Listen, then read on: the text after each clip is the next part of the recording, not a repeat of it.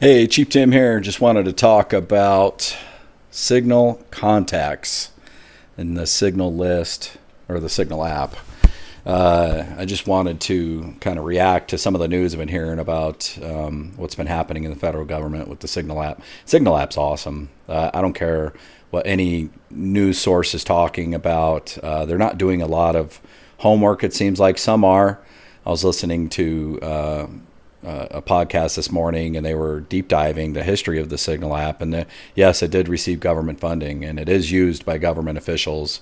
I used it quite often in my previous career, and so it is a very strong and robust application for messaging. And quite frankly, in my opinion, the reason why there's issues with it is because of the person, the user themselves.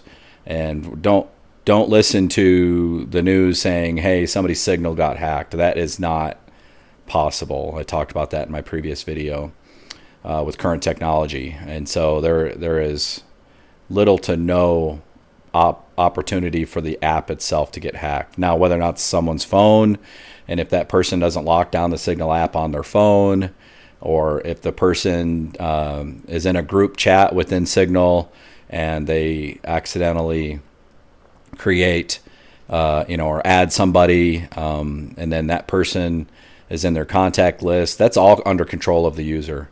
So obviously that's a huge issue here, and that's why I wanted to make this video, is because to help you understand how Signal contacts work and how groups work. And so I'm actually using the support.signal.org article, a knowledge base article, and quite frankly, it's real easy to go to. Just go to support.signal.org. You can check it out yourself, or even give me a call. I'll be happy to help walk you through how to use the Signal app. It's quite awesome. I'm a huge fan of it. Who appears in the contact list? Well, other Signal users who are saved to your phone's contact list. All right, so it even says the contact app will be used if you use an iPad or, in my opinion, an iPhone in general. It also shows the contact icon, so it's going to show you that icon under your contact list. People that aren't saved on your phone and you share a group with have previously messaged or have explicitly approved. Now I'm going to open that up.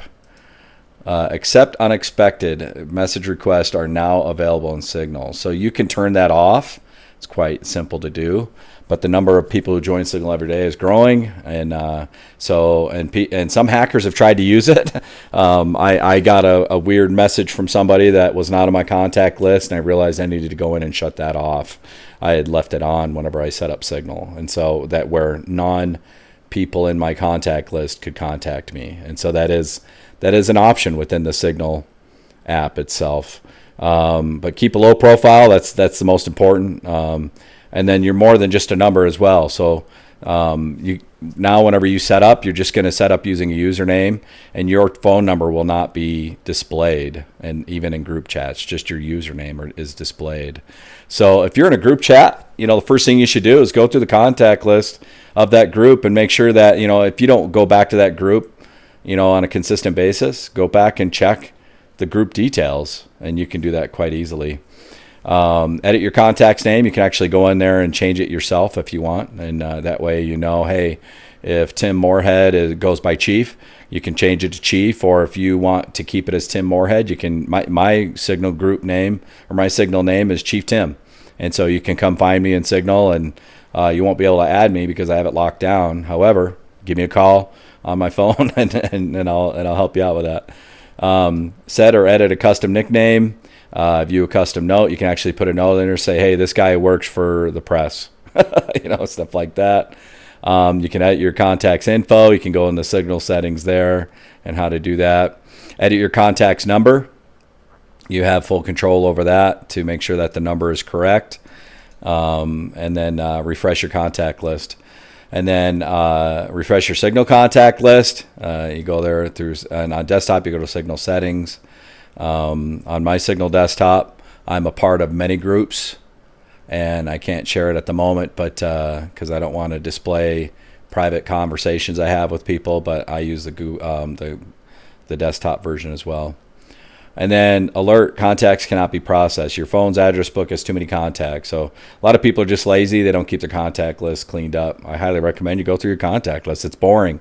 But how many times you sat at a doctor's office and sat there listening to the stupid music, and you're like, well, that's when I love doing some cyber hygiene, when I'm waiting for something that I have no control over, like riding on the train. I'll go through my contact list sometimes and just see if there's people in there that I don't talk to anymore, or maybe I don't trust anymore. And that's where that zero trust approach comes in everything in my life. And you can apply that here with your own contact list. So I just wanted to do a quick video, kind of a response to what I've been hearing on the news about how Signal could potentially be hacked. No way.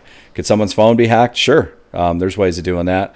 And can someone's contact list be hacked? Absolutely. But don't blame Signal.